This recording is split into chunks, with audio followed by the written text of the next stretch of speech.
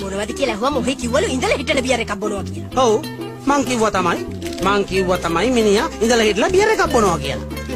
ඉඳලා හිටලා බියර් එකක් බොන මිනිහා අන්න හෝම් කමින් එක දවසේ බීලා කරටිය කැඩෙන්න. වෙන්න ඇති. මිනිහා ඒ જાතියේ එක. එහෙනම් ඔහේ කිව්වේ ඉඳලා හිටලා බියර් එකක් බොනවා කියලා. ඔව් මිනිහා ඉඳලා හිටලා තමයි බියර් එකක් බොන්නේ. අනික හැමදාම බොන්නේ මිනිහා අරක්කු නැත්තම් කසිප්පු. ඉතින් ඒකට මම මොනව කරන්නද? මට පුළුවන්.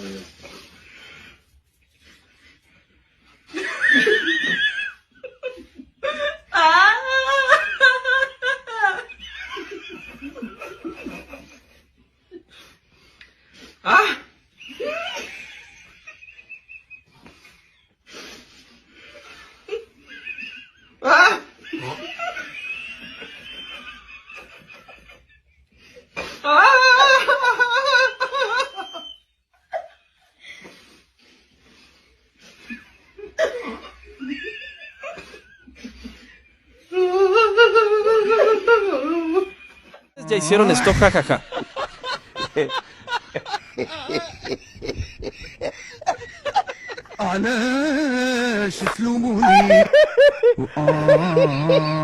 බලමු ඉතින් තව කල් තියනවා කියලා හිතනවා මේ සඳලි තාම පොඩි ඇත්තටම. ඇයි මල්ලි පොඩි ළමෙක් එක්ක යාළුවනේ? කියන්නේ ඒකට උත්තර දැන් දෙන්න. මොකද්ද සජිත? සදිනේගේ මොනවද පොඩි?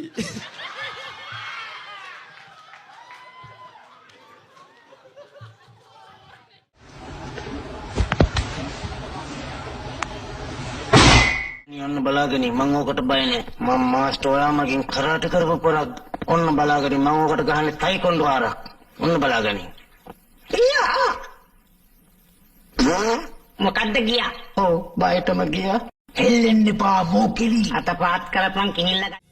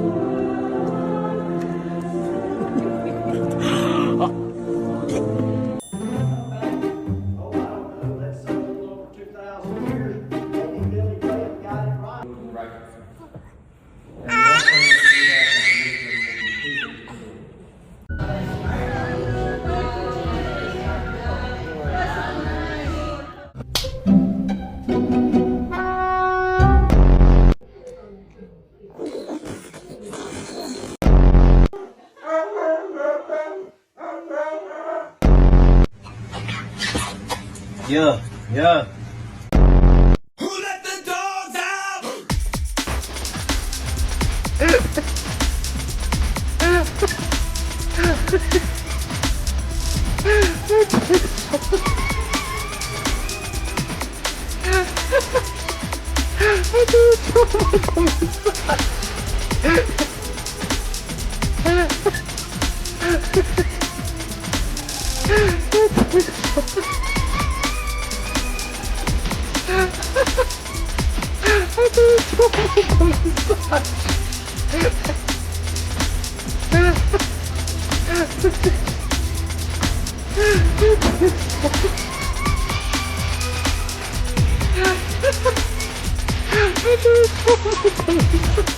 සබන් ඉවරද?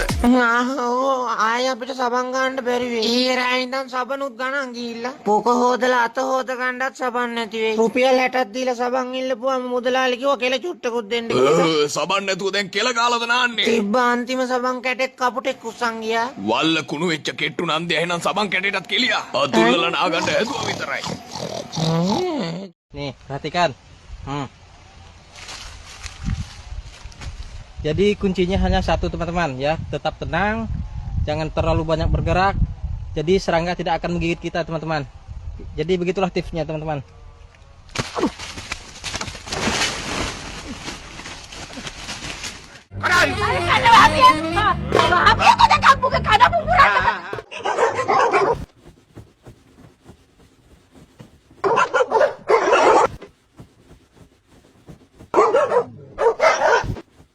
සත්වෝද්‍යානයේ පිහිටා ඇත්තේ කුමන ස්ථානයකද? දෙහියට කන්දියේ. පිළිතුර නිවැරදි. ඔබේ 50000 25000 දක්වා අඩු වෙනවා. ඒක මාරණනේ. ඒ දෙහත්ත කණ්ඩියේ අලුතෙන් සත්වෝද්‍යානයක් දානවා කියලා යෝජනාවක් ගෙනල්ලා තියෙනවා. ඒ වුණාට කම්පියුටරේ බොරු කියන්නේ නැහැ. අයියෝ. දෙහියත්ත කණ්ඩිය සත්තු අත්තක් දැම්මොත් සත්තු ඉන්නේ නැද්ද? දෙවෙනි ප්‍රශ්නේ. ලෝකයේ අපිරිසිදුම නගරය කුමක්ද? කොළඹ. පිළිතුර නිවැරදි. ඔබ 25000න් තවත් 12500ක් අඩු කරනවා. yes. කට වහගෙන ඔක බලන්නකෝ. කොහොමද ලෝකේ අපරිසිදුම නගරේ කොළඹ වෙන්නේ? කම්පියුටරේ බොරු කියන්නේ නැහනේ. කම්පියුටරේ මේකට මොකක් කර විස බීජයක් කියලා කවුද? ඒක මන් දන්නේ කම්පියුටරේ බොරු කියන්නේ. හරි. ඔන්න බලන්න සේන රාජ්‍යයට කියලා වෙන හැටි. සත්‍යයක් ඉතුරු වෙන්නේ නැහැ. ඔක්කොම පරාද වෙනවා. ඔන්න බලන්න. ඔබ ඊළඟ තරඟ වටේට ලෑස්තිද? ලෑස්තිම බෑනේ ඉතින් බඩ ඔක්කොම ගියා දැන් පොඩ්ඩක්. හරි. තුන්වන ප්‍රශ්නේ. ලොව පුදුම හතෙන් එකක් ලෙස සැලකෙන අයිපල් කුළුණ පිහිටා ඇත්තේ කුමන රටේ? අයිස්ලාන්තේ. පිළිතුර නිවැරදි. ඔබ තවත් 6250ක් අඩු කරගන්න. හරි වැඩක් නේද?